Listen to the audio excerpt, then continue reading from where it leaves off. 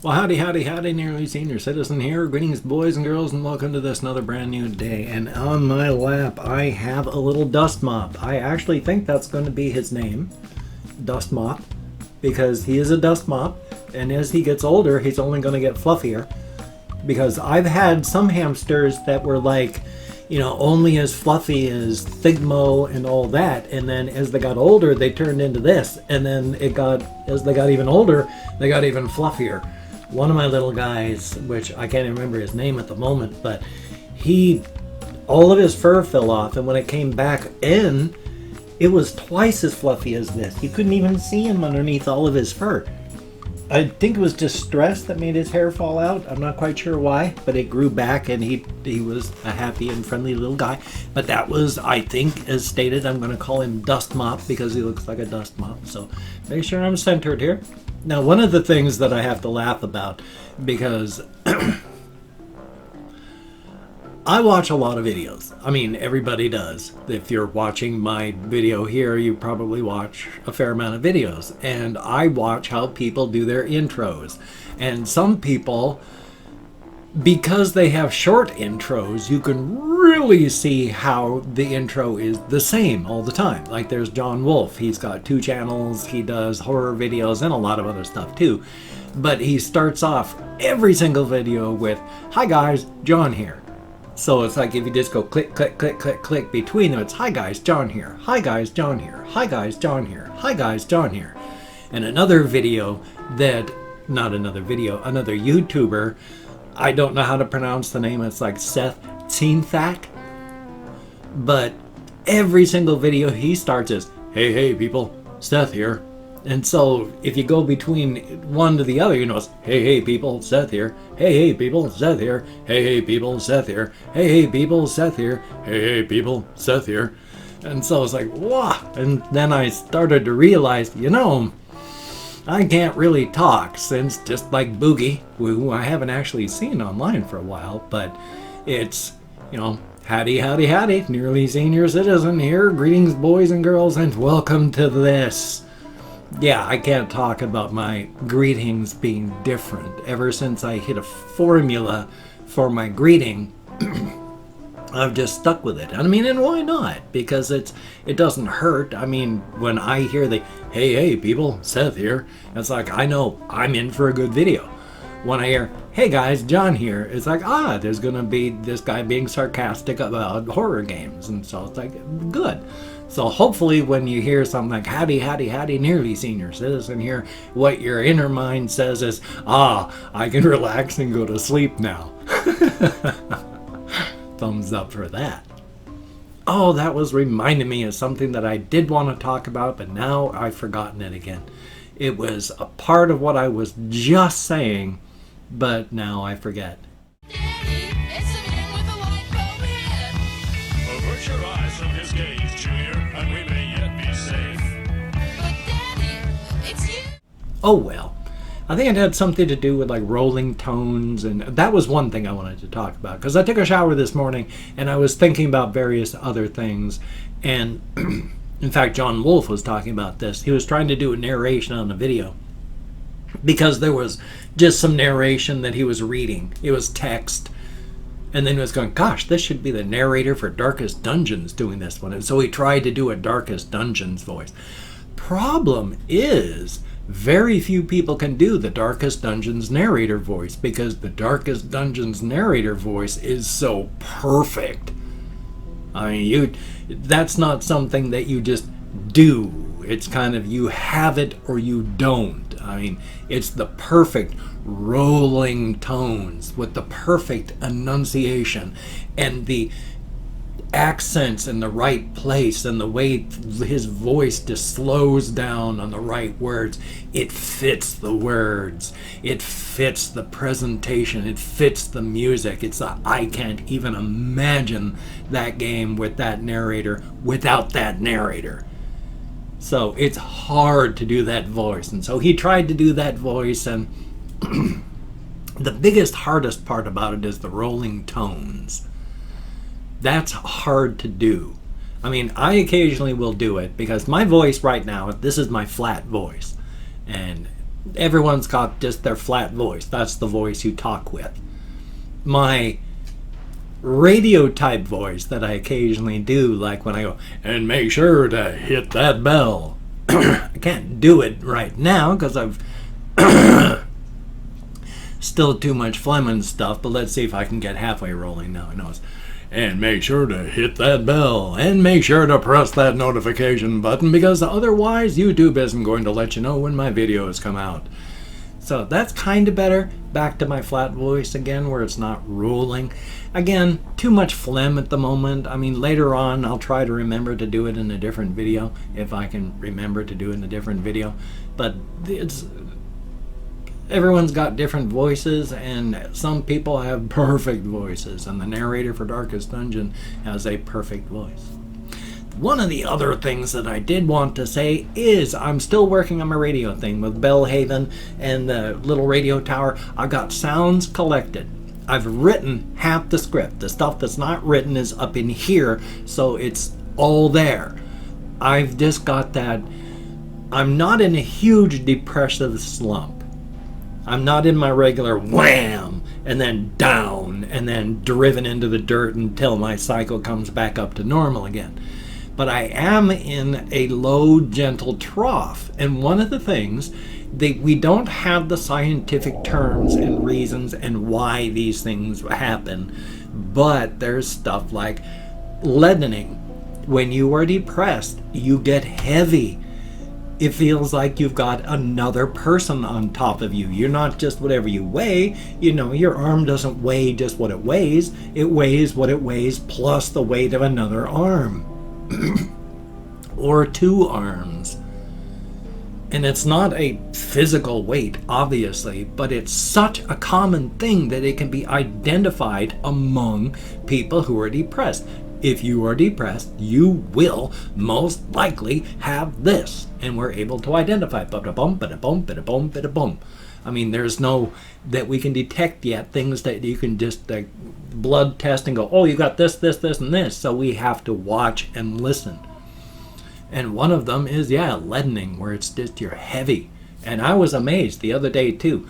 And I shouldn't be, but I was watching Philip DeFranco, which he's more to the right than I like periodically, but on the whole, thumbs up.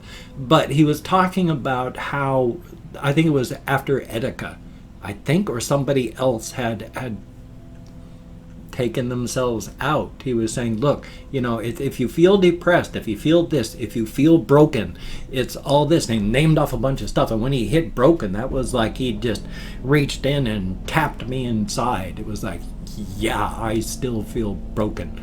I feel incredibly broken. I am putting myself back together. As stated, I mean, I broke before I even got married. I mean, my alcoholism broke me. I was like a vase that had gotten shattered into large chunks. So it was pretty easy to glue back together, but I was glued back together and broken, you know, weak. Sometimes little spaces where the pieces didn't go together, but I was doing moderately well. It was while my wife was dying that, you know, the laser-tipped carbide drills were grinding my psyche into dust that things really fell apart. Let's try to remember where I was going with this. I remember, it was depression, right? I remember, putting myself back together. Yes. Oh, I hate fibro fog. It's been tough putting myself back together after that, after my wife dying. I'm about 25%, coming up on maybe 30% put back together, my psyche. That's one of the reasons why I have so much trouble dealing with my emotional stuff. I mean, as stated, I think a day or like yesterday, you know, most people have at the end of 35 years of having dealt with their emotional issues. Sorry about that. Because of my depression and my alcoholism and more, when you're an alcoholic and you're drinking, a lot of your social and emotional maturation is just totally, thoroughly delayed. So add on top of that all just the general depression that I had before that, I've never had to or been able to deal with any of the emotional stuff that's been going on in my life over the past 35 years. Even my wife dying in front of me has just been horrific and nightmarish, but all it's done is help drive my depression deeper and harder. And so I have been shattered and broken, but I've been putting myself back together. That is what therapy does, and it is such an amazing thing. And if you have bad things, and you can find a counselor where you can talk your stuff out, it is amazing. I went from 0% put back together when I started my channel to 30% right now. I'm able to deal with a lot of stuff and not deal with a lot of stuff, because unfortunately, as stated, with my emotional systems coming online now at 56, I've got 35 years worth of stuff that I'm dealing with. So that's why I'm having issues with a lot of stuff like reactions and such. So until and unless that gets better, I'm not going to be able to do reactions. But it may be I'm not going to be able to have everything up and ready to deal with things until the day I die. That happens. And as stated though, unfortunately, monetarily, I've got to try and do things that help me. So I've got to try and like, somebody mentioned somewhere, I think that was one of the doctor, I forgot his name, but he's been doing a series on merch and the talking with artists like on Fiverr and all this. It's like, I need to find an artist that'll work on commission so that I can have my series of posters. While I do a poster, the other artist does a poster, and then the third artist does a poster based on my picture, artist's interpretation of my picture, artist's interpretation of the artist's interpretation of my picture. That's what I want to have. So there would be a 3-poster series, 3-picture, it doesn't have to be a poster, but 3-picture series. It's an idea. So, I mean, I don't have any money. That's why it's got to be commission. Yay. I don't know if as a creator on something like Teespring, if you're able to get like a free version, you know, of one of your t-shirts yourself, if you got to buy them all. You probably got to buy them all. I can imagine. Yeah. Just thinking. Anyway, though, on top of all that, I'm still working as stated on my Bellhaven thing. I just gotta get through the depression trough and hopefully gonna get that done. In the last few minutes, I did want to talk about, there is this one video game that is both terrible and really, really good. And it's based on, I think there was a baby spider over there again.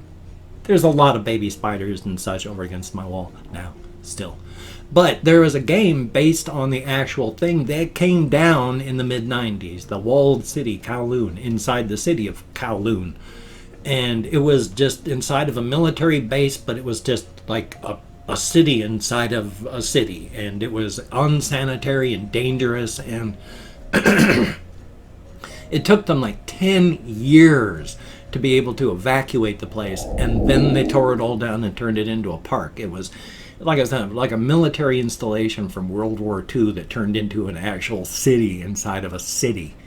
So, but they based the game on that, where it's supposed to be, you know, being evacuated, but this person's trying to find his friend who came there, and there's supposed to be a temple, and there's corpses everywhere. People are apparently using a type of drug, and there's monsters, and it's procedurally generated. It's crazy. It's bad.